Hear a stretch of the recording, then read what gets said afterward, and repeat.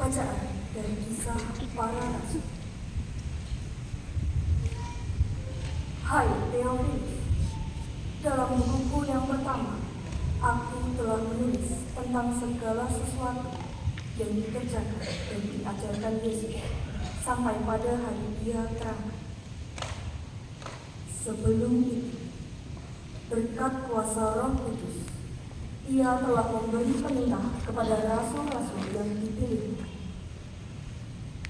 Setelah penderitaannya selesai, Ia menampakkan diri kepada mereka, dan dengan banyak tanda, Ia membuktikan bahwa Ia hidup. Sebab selama 40 hari, Ia berulang-ulang menampakkan diri dan berbicara dengan mereka tentang kerajaan Allah. Pada suatu hari, ketika makan bersama dengan mereka, Yesus melarang mereka meninggalkan Yerusalem. Ia menyuruh mereka tinggal di situ menantikan janji Bapa. Katanya, "Kamu telah mendengar janji Bapa itu dariku, sebab Yohanes membaptis dengan air. Tapi tidak lama lagi, kamu akan dibaptis dengan Roh Kudus." Maka bertanyalah mereka yang berkumpul di situ, "Tuhan, pada masa inikah Engkau mau memberikan kerajaan bagi Israel?" Jawabnya, "Kamu tidak perlu mengetahui masa dan saatnya yang ditetapkan Bapa sendiri menurut kuasanya. Tetapi kamu akan diberi kuasa, dan kamu akan menjadi saksiku di Yerusalem, di seluruh Yudea dan Samaria, bahkan sampai ke ujung bumi." Sesudah mengatakan demikian, terangkatlah Yesus disaksikan oleh murid-muridnya, sampai sebuah awan memisahkan diri dari pandangan mereka. Ketika mereka masih menatap ke langit setelah Yesus naik, tiba-tiba berdirilah 2 orang berpakaian putih di samping mereka dan berkata, "Hai orang-orang Galilea, mengapa kamu berdiri menatap langit? Yesus yang terangkat ke surga meninggalkan kamu ini akan datang kembali dengan cara yang sama, seperti kamu melihat Dia naik ke surga." Demikianlah sabda Tuhan.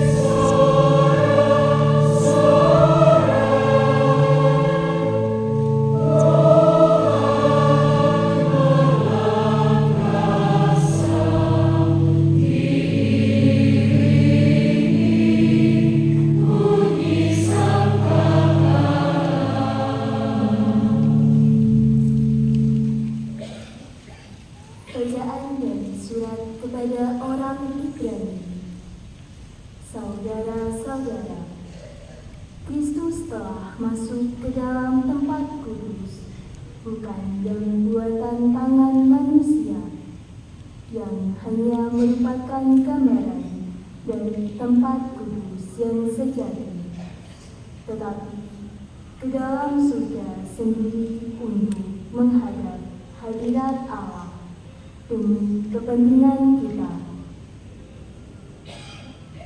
Ia pun tidak berulang-ulang masuk untuk mempersembahkan dirinya sendiri, sebagaimana Imam Agung setiap tahun masuk ke dalam tempat kudus, mempersembahkan darah yang bukan darahnya sendiri.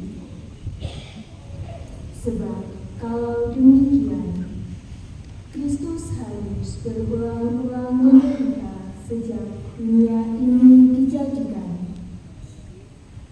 Tetapi sekarang ternyata pada zaman akhir ini, Ia hanya satu kali saja menyatakan diri untuk menghapuskan dosa lewat kurbannya. Seperti manusia ditetapkan Allah untuk mati hanya satu kali dan sesudah itu dihakimi, demikian pula Kristus hanya satu kali saja mengorbankan dirinya untuk menanggung dosa banyak orang. Sesudah itu, Ia akan menyatakan dirinya sekali lagi tanpa menanggung dosa untuk menganugerahkan keselamatan kepada mereka yang menantikan Dia.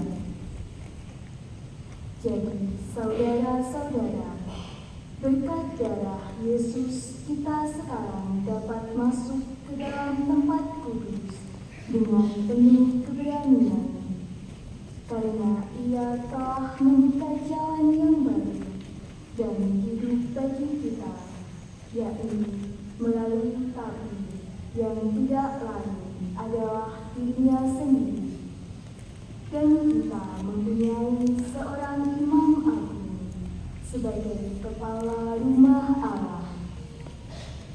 Karena itu, marilah kita menghadap Allah dengan hati yang tulus ikhlas dan keyakinan iman yang teguh, karena hati kita telah dibersihkan dari hati nurani yang jahat,